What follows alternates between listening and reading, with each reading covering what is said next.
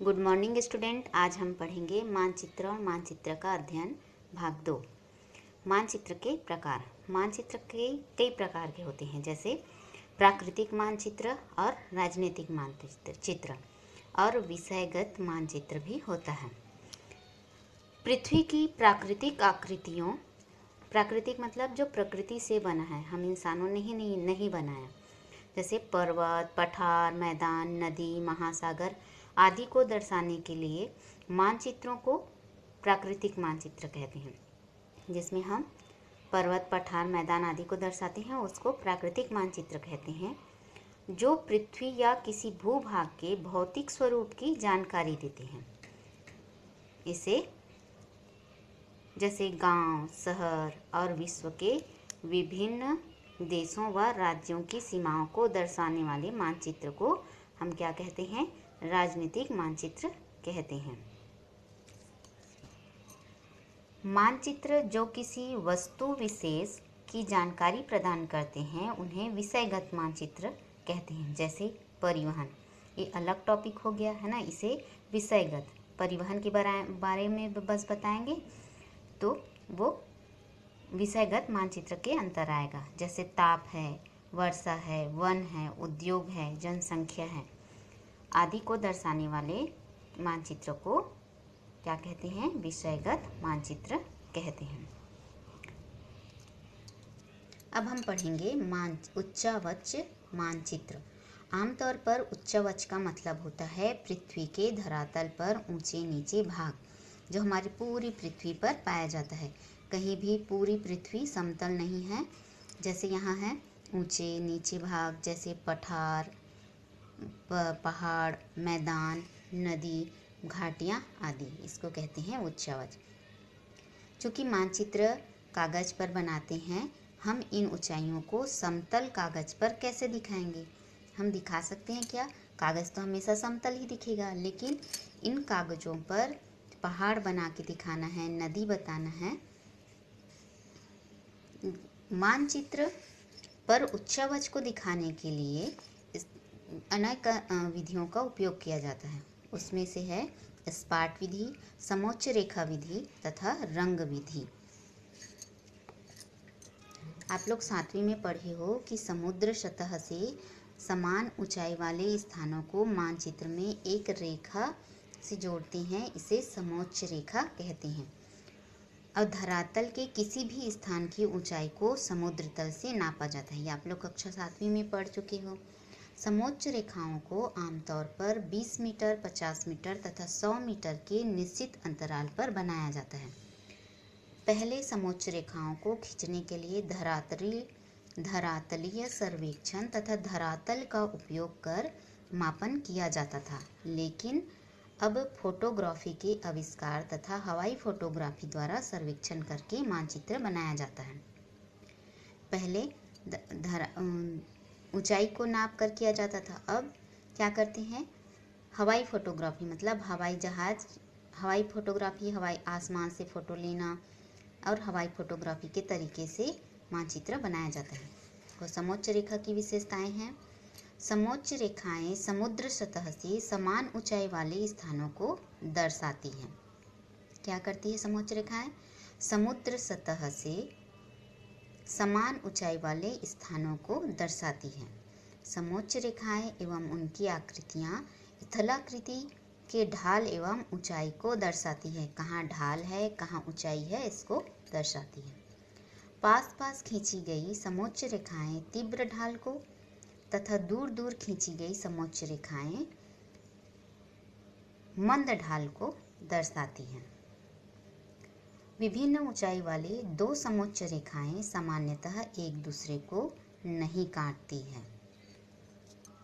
अब हम पढ़ेंगे मानचित्र की यात्रा, कि मानचित्र शुरू में कैसे बनते थे और आज के समय में कैसा बनता है। इसकी लंबी यात्रा है। देखो, आज हम जिन मानचित्रों को देखते हैं, उन्हें यहाँ तक पहुँचने में 3000 साल से भी ज़्यादा समय लगा। मानव जाति प्रारंभ से ही मानचित्र बनाती आई है। ये जरूरी नहीं है कि अभी जो मानचित्र बनता है वैसे ही उस समय में, पुराने समय में अलग मानचित्र बनता था। आज का मानचित्र सुधरा हुआ, विकसित तथा वैज्ञानिक स्वरूप में दिखाई देता है। क्योंकि इसमें परिवर्तन आता गया तो इसमें विकास होता गया। प्राचीनतम समय के मानचित्र आज के मानचित्रों की भांति नहीं थे, बल्कि वे रेखा चित्र थे।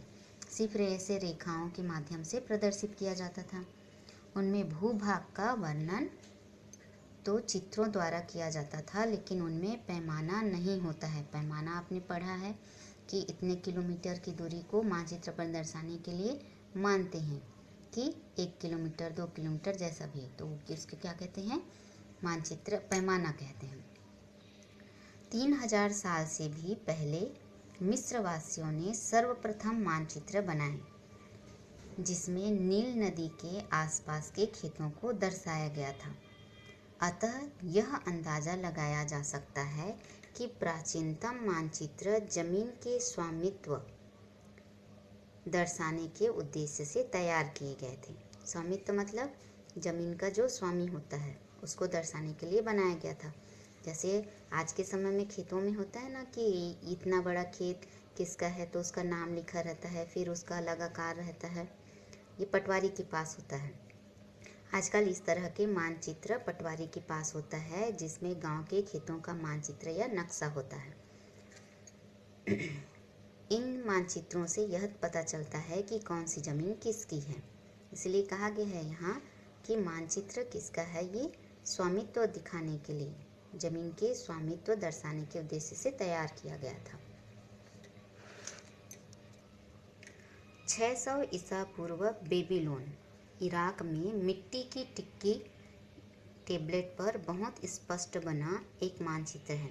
मिट्टी की टिक्की जानते हो आप लोग, बचपन में छोटे रहते थे तो खेलते थे गोल गोल बना के चिन्ह अंकित करना, जिसमें बेबीलोन के साथ टिग्रिस, यूफ्रेटस नदी, पहाड़, द्वीप और चारों ओर समुद्र दर्शाया गया है। यही उस समय की ज्ञात दुनिया थी जो उन लोगों ने देखी थी। यह मानचित्र दुनिया के सबसे पुराने मानचित्रों में से एक है, जो मिट्टी की टिक्की है। ये देखो,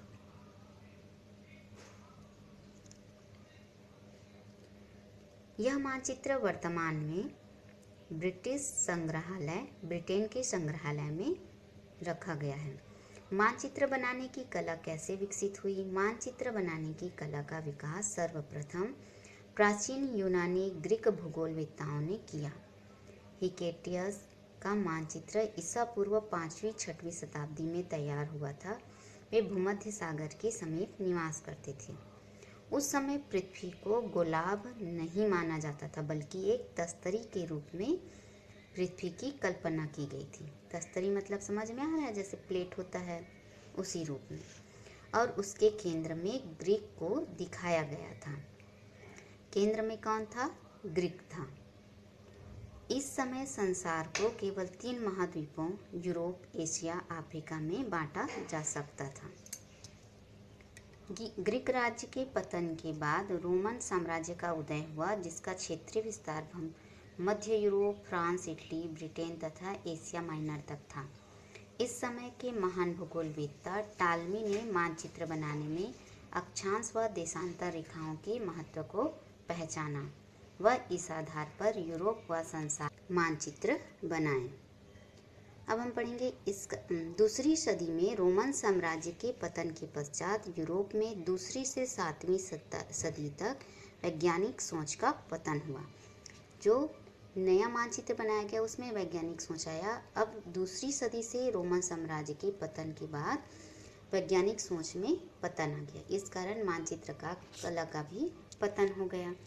11वीं शताब्दी में अल इदरीस एक प्रसिद्ध अरब नक्कानवीस हुए। जो नक्शा बनाते हैं उन्हें नक्सानवीस कहते हैं, या कार्टोग्राफर कहते हैं, जो अपने राजा के लिए नक्शे बनाया करता था। उनके द्वारा बनाए गए मानचित्रों के बारे में दिलचस्प बात यह थी कि वह दक्षिण दिशा को ऊपर की ओर और उत्तर दिशा को नीचे की ओर बताता था तथा नक्शे के केंद्र में अरब को दिखाता था। इससे पहले आपने पढ़ा है कि ग्रीक वासियों ने बनाया था, तो ग्रीक को उन्होंने केंद्र में रखा था और अलीदृस ने क्या किया, अरब को केंद्र में रखा। मानचित्र कला का विकास पुनः 13वीं शताब्दी के बाद हुआ, जब यूरोप के समुद्री यात्राओं के लिए दिशाओं की सही जानकारी की आवश्यकता महसूस की जाने लगी। इस समय प्रथम ग्लोब का भी निर्माण हुआ। इस समय Marco Polo, Columbus, Vasco da Gama, Ferdinand, Magellan व कैप्टन कुक ने लंबी यात्राएं की और उस समय के महाद्वीपों व महासागरों के ज्ञान को आगे बढ़ाया। इस दौरान यूरोप में 16वीं शताब्दी में छापने की मशीन का आविष्कार हुआ, जिससे मानचित्र का निर्माण आसानी हो गया। छापने की मशीन आप लोगों ने इससे पहले इसी क्लास में पढ़ोगे। इससे क्या है, छापने में कम समय लगता है।